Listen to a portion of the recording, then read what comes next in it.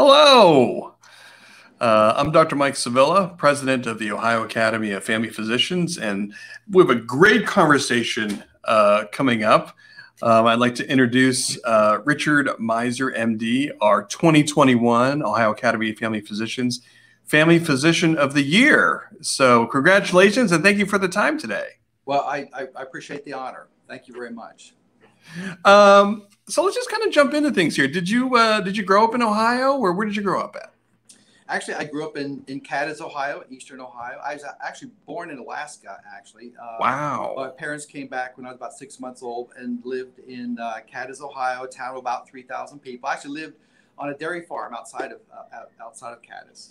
Wow. So for somebody, I mean, I live in Northeast Ohio, but I don't know anything about Cadiz. So what can you tell people about Cadiz and about growing up there? Cadiz, I'm sure a lot of people may know, is the birthplace of Clark Gable, believe it or not. Oh. Yes, yeah. Okay. And so we're in Eastern Ohio. At one time was a major coal industry town, and now there's lots of gas wells actually in that area. And it's about 25 miles from Wheeling and Steubenville, about an hour from Pittsburgh.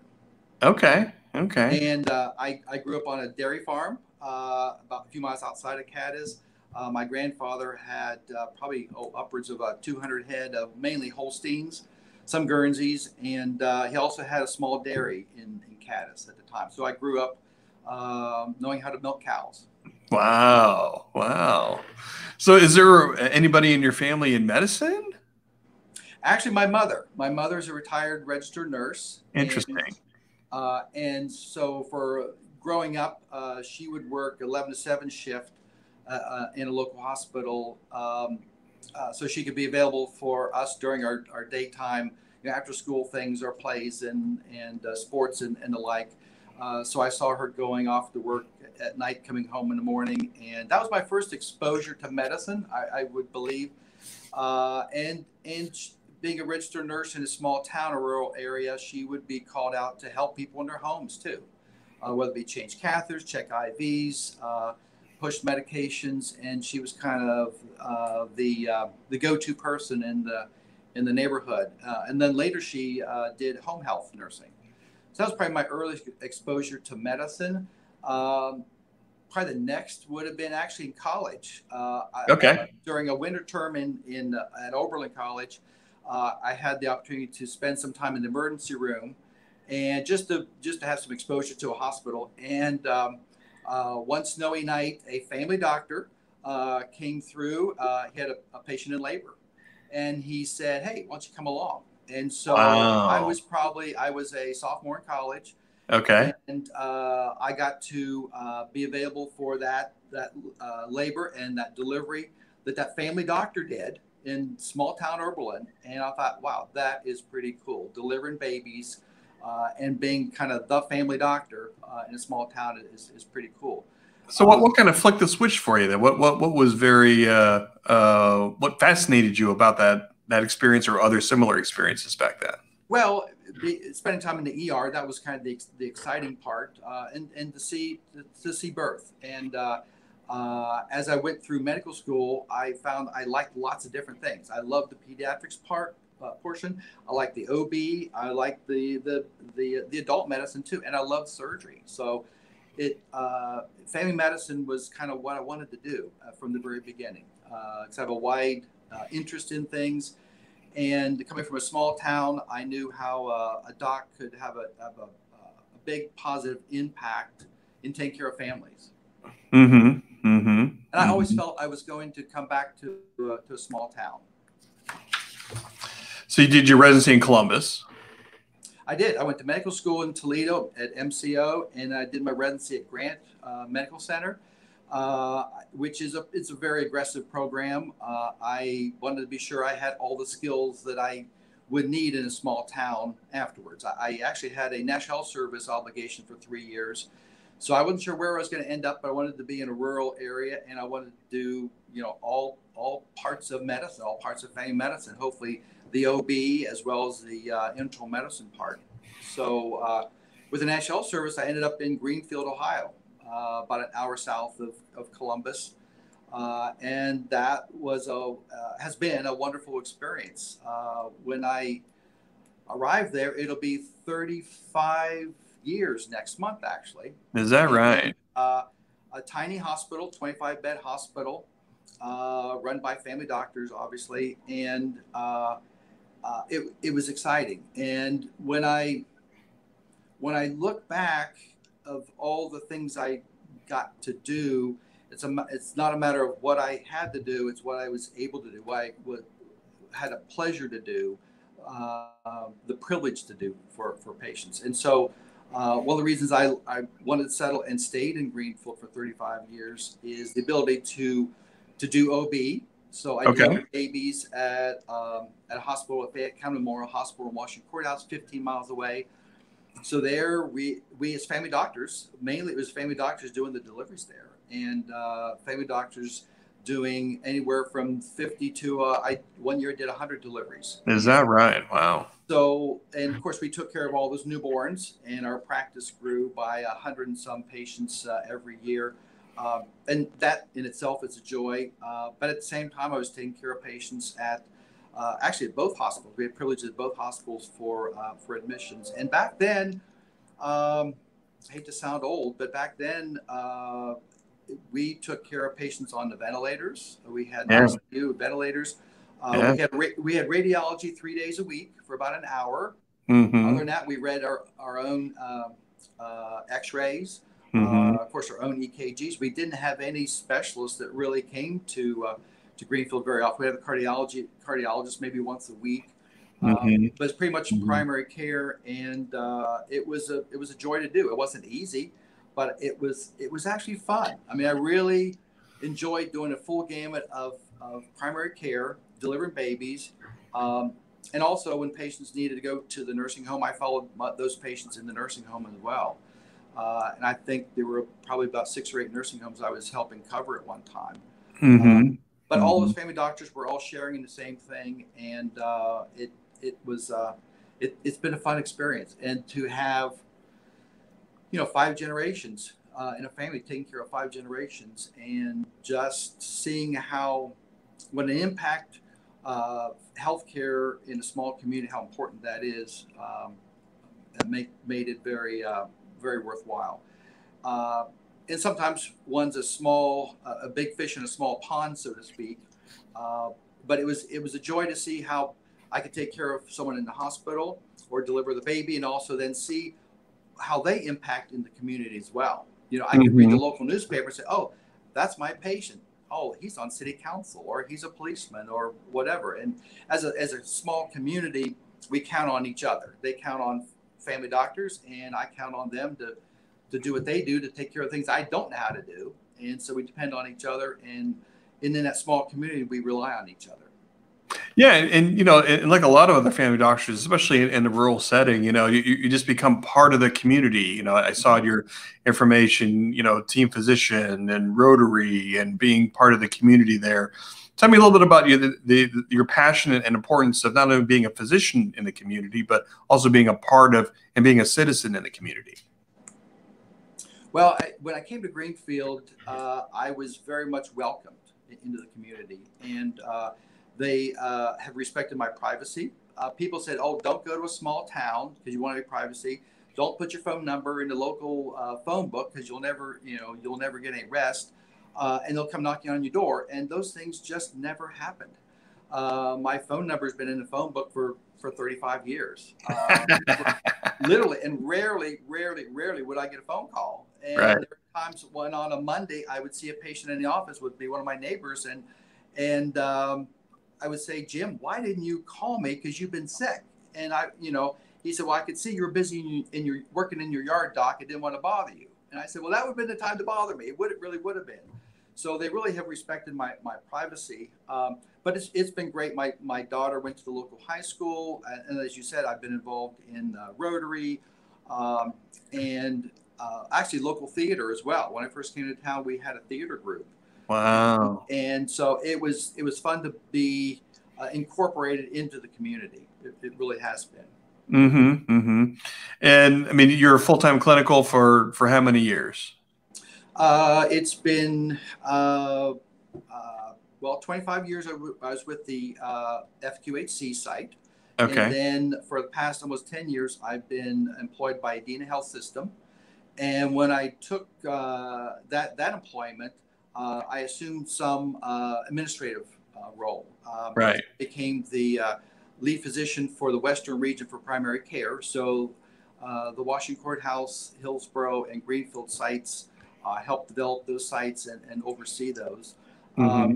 And I've taken on more administrative roles over the past year. And in February of this year, I was asked to be the physician executive vice president of AMG. So I'm the lead physician for over 300 physicians and APPs for the health system. Wow. So yeah, so now I'm an administrator, so to speak, and I spend most of my time at the main campus in Chillicothe, uh, being the lead physician for the group. And I still see patients on Fridays and still admit patients to Greenfield Hospital every third weekend when I take call. And how was that transition doing a little bit more administrative work? I mean, was it just kind of learn on the job, or did you, take some, I guess, CME, or for lack of a better term, just to make a little bit of that pivot or transition? Well, I chuckle because I've always had an interest in um, uh, the management of family practice, not only practice management, but I've been chief of staff for years and assumed other roles. When you're a small hospital, you assume lots of hats over the years, and so I wore lots of hats and still do. Um, I think a lot of it is learning on the spot, uh, and I've taken courses, read books, all of those things, but it's been just life experience. I think has been one of my best teachers. It is making a transition from primary care for almost 35 years and taking care of families, and all of a sudden I'm wearing a jacket and a tie every day, and uh, You're one of them now. No, I'm just I'm sort of one of them. That's right. I'm always going to be a family doctor first, certainly. But the way I look at it is, as I was winding down my clinical practice and seeing and taking care of less patients, I kind of now look at it as a switch, so that hopefully I'm making an impact such that I'm helping take care of literally hundreds of thousands of patients in some way.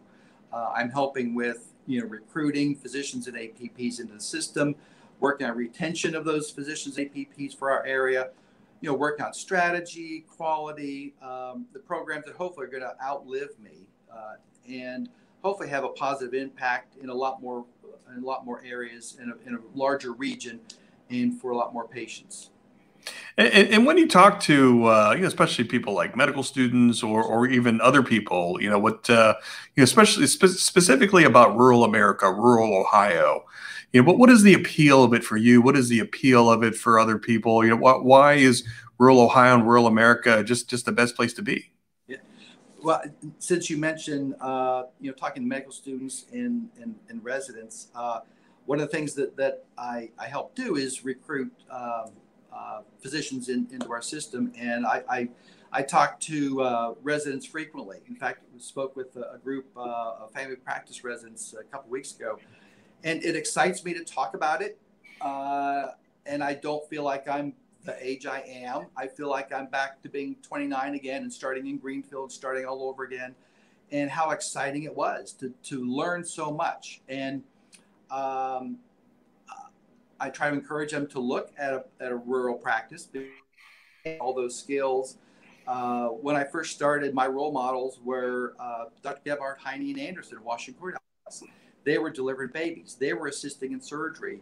I really couldn't complain about stuff because they were doing all the stuff I was doing plus more, and they were twice my age, and they were my role models, and they kind of paved the way in terms of being sure that we could do deliveries and work in the ICU and assist in surgery and do those things. So I try to encourage medical students and residents to keep up those skills. I mean, before me came docs who really fought to have family doctors still doing deliveries and working in ICUs and putting in colonoscopies and sigmoidoscopies and the like, and colposcopies. And they've kind of paved the way, and I want to be sure that that isn't eroded with time. because family doctors can do those things. And if you're in a rural setting, you can do and learn lots of things. My patients would say, do I really have to go to the city to get something done? Can't you do that, doc? And like, yeah, I can. And that's how I learned to do a lot of things that I have done over the years, is having the ability and patients trusting in me to do the right thing. So I've had a blessed life being able to do lots of different things. I mean, just with your years of experience, and you've seen a lot of things come and go. And what do you see as far as the future of family medicine, specifically in your community, or just in the trends that you're seeing, just in healthcare, and the importance of family medicine? Well, family medicine, it's cost-effective care. It's where people ought to get their primary care and not be going to the emergency room. I believe that healthcare is a right for everybody, and as family doctors, we can kind of be the equalizers for healthcare disparities. And the other thing that we family doctors, I think, can be very good at, is relationships with patients. And our patients, my patients at least, trust me to help lead them through a difficult pathway of what we call healthcare now. I don't know how people get through all the things we put them through without some kind of guidance. And so I think family doctors are unique in that setting, being able to help them make the right decisions, and be a resource for them and help guide them, to be with them along the way from birth till death. And we can do it in a way that sometimes there may be times when people can't be cured, but they can still be cared for. And we can do the care when there is no cure. And gosh, living in a small town, people look to us to do that. And over the years, it has, I get touched about it at times when I think about how my patients are the ones who have taught me just about everything I know. You can read it in a book, and you can be taught in a lecture hall, but until you take care of that patient with CHF or renal failure or deliver a baby, they're the ones who have taught me so much. And I've come to really, really appreciate my patients that much more. And I love my patients. And it's been an honor to be part of their family. And I do feel part of their family. I guess my last question for you is that if there's anything else that we didn't touch on, if you have any kind of, closing thoughts on our conversation, if I left anything out, or if there's anything else that you want to say as we close up our conversation today. That's a loaded question. That's why I leave it for the end. I think it's important for physicians, particularly family physicians, to know that we are leaders. We're leaders in our community just because we're family doctors, whether we like to be a leader or not. Being family doctors, particularly in a small town, we are leaders in that community by default. And we can set examples. We can set some standards and show respect and give healthcare to everybody. I'm very passionate about that. Again, I am humbled by this honor. I think about the people that have had this honor before me, and the people that have had huge impact and have touched my life in so many different ways, from the Gebhardt, Heining, Andersons, to working with surgeons in the middle of the night. One of my mentors administratively would be Dr. John Gabus, who's had a big influence on me in this role in particular. And not only appreciate my patients, but I very much appreciate my wife and daughter, my family that supported me through all of this. They know that this is the love of my life in terms of what I love to do, and gives me great pleasure. And I know that they've sacrificed. There are times when I haven't been at home. I've missed some ball games or some play practices or whatever the case is. But I appreciate their support, and they know that I love what I do, and I'm very blessed. I'm very blessed to be a family doctor. I think that's a perfect way to leave that there. So, Dr. Richard Meiser, 2021 Ohio Academy of Family Physicians Family Physician of the Year. Congratulations! Thank you so much for the time, and we hope to talk to you more soon. Thank you very much.